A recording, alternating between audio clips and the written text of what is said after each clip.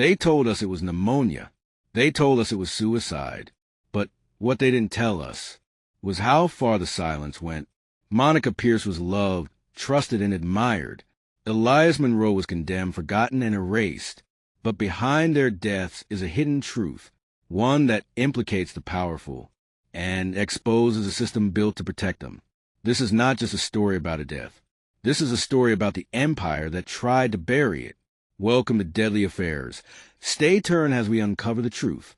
At precisely 9:17 a.m. on a sun-bleached Wednesday, Courtroom 4C in downtown Miami fell under a lockdown more suffocating than security. The heat outside was brutal, but inside the courtroom, something colder ruled. Silence, sharp and electrified. 16 members of the press, hand-picked and vetted, occupied the media box. No cameras, no live feeds, only pens scratching, hearts beating. Elias Monroe entered in an orange jumpsuit that seemed to burn against his pale skin. The 27-year-old artist, once a darling of the avant-garde Miami scene, now stood accused of first-degree manslaughter, obstruction of justice, and tampering with evidence. He didn't look at his father, Victor Monroe, seated stiffly 3 rows behind the defense table, arms crossed like a statue. Judge Beverly Atkinson read the charges with the precision of a metronome. Her voice didn't tremble. Her gavel didn't hesitate. The courtroom breathed as one when she delivered the sentence. The evidence had been damning. A scarf soaked in blood tucked behind a false panel in Elias's Wynwood studio. An unexplained 48-minute blackout on security footage from a night Monica Pearce died. A blurred deposition from a faceless woman who testified that Elias wasn't alone that night. Elias responded only once. "I did what I was asked to do." He said it 3 times. Each repetition quieter, yet more resolute. Victor Monroe remained impassive.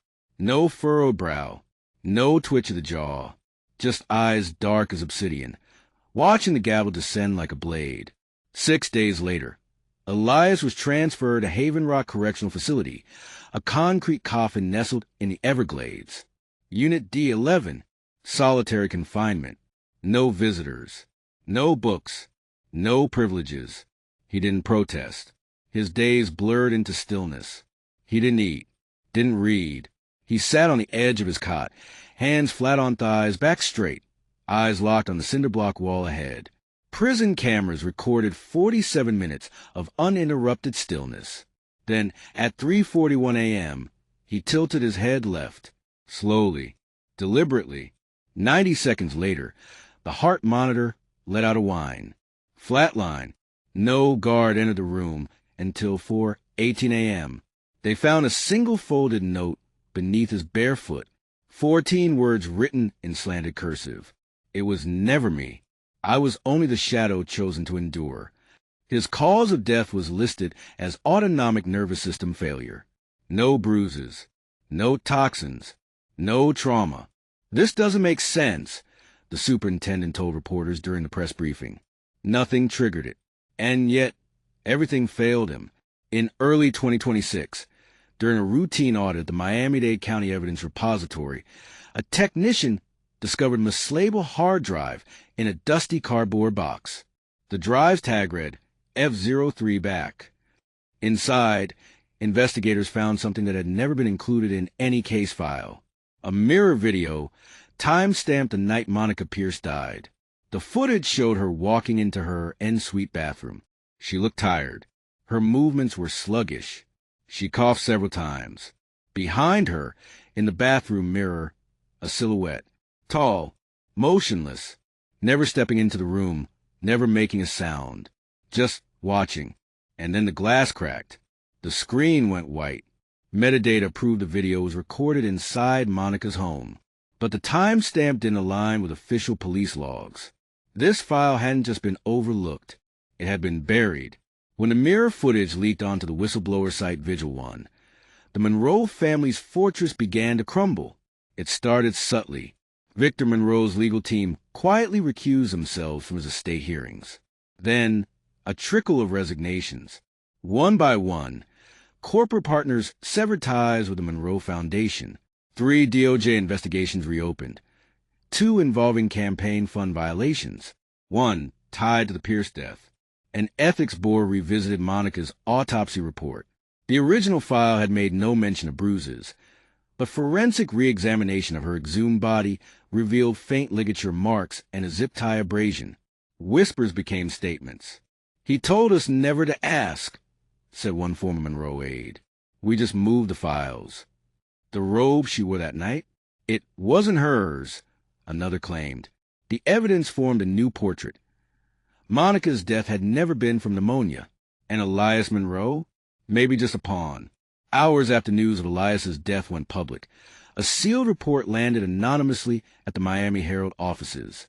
Inside, a security log from a private storage facility near Coral Gables. It showed access to Unit 211B, a Monroe-owned lockup. Just 2 hours after Elias was pronounced dead, the credentials used? High level, now untraceable. The missing item listed? Video file, MP4 mirror M4V. Sources whispered that this was a complete recording of Monica's final moments. No one in official law enforcement would confirm seeing it. But those close to the case described it only as the kind of thing that doesn't get shown because it can't be unseen. To this day, the file remains unreleased. No suspects have been formally charged. But among insiders, the truth is now gospel. When power protects silence, the truth becomes a threat. Monica Pearce had been more than a publicist. She was a connection between old Miami money and the new cultural elite. Her clients ranged from luxury hotels to underground galleries. She could arrange an interview with a CEO before breakfast and be sipping mezcal with graffiti artists by sundown. But she had secrets. In the weeks before her death, Monica had reached out to 2 journalists.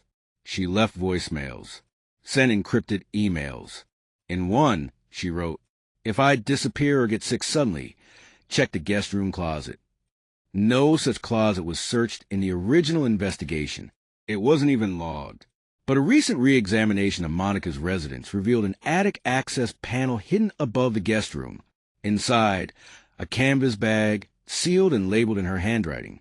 It contained 2 flash drives, a set of photographs, Monica with bruises on her arm, a typed document titled Inheritance of Silence. Inheritance of Silence was a 10-page document, part memoir, part confession. Monica detailed her years working alongside Victor Monroe, how she helped stage PR campaigns to downplay scandals, how Elias had once witnessed something he should never have seen, a night in 2016 involving a woman, a locked room, and Victor's private yacht. Elias had confronted Monica weeks before her death. He was terrified. She, in turn, began preparing her exit. The document ends with the line, "I stayed silent for my career. I can't stay silent for his life." It was dated 4 days before she died. The Monroe Foundation was once considered untouchable. Its assets spanned real estate, pharmaceuticals, lobbying firms, and cultural endowments. Victor Monroe had been honored by 2 presidents. Now, the name Monroe has become radioactive.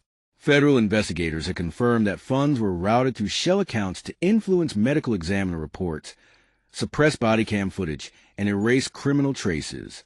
The case files are sealed for public safety, but the whispers continue. At Victor's estate in Palm Beach, the windows remain shuttered.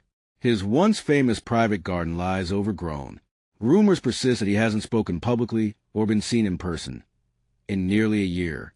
To this day, no one knows who has a final copy of MP4 mirror.m4v. A retired IT consultant claims to have seen 5 seconds of it before it disappeared from a secure backup. She was talking to someone who wasn't there, he told a podcaster anonymously. But her reflection showed a man behind her. He never moved, never blinked. Theories range from deepfake manipulation to supernatural illusions, but the original metadata was verified by multiple cybersecurity labs. Whatever it is, whoever was in that mirror, it was real. Monica Pearce died in 2018. Elias Monroe died in 2025, but their voices still echo. This story, once smothered under wealth and influence, now lives on through document leaks, interviews, and public records. Every week, a new thread emerges. A janitor who saw Elias weeping in a hallway. a PR assistant who remembers Monica's last call, a nurse who swears she saw zip ties listed, then removed from an inventory sheet. One truth remains. Power may silence the living, but it cannot bury the dead forever. Monica Pearce died in 2018. Elias Monroe died in 2025. But their story, the cover-ups, the silence, the shadowed truth, still lingers. Because when power protects itself, the innocent are left to pay the price. And sometimes justice doesn't come in courtrooms or headlines. It comes in whispers, in documents, in stories like this one. This was the Vanishing Truth. You've been watching Deadly Affairs, where the quietest crimes leave the loudest echoes. If you believe the truth should never stay buried, hit like, subscribe, and share. We expose the darkness they don't want you to see.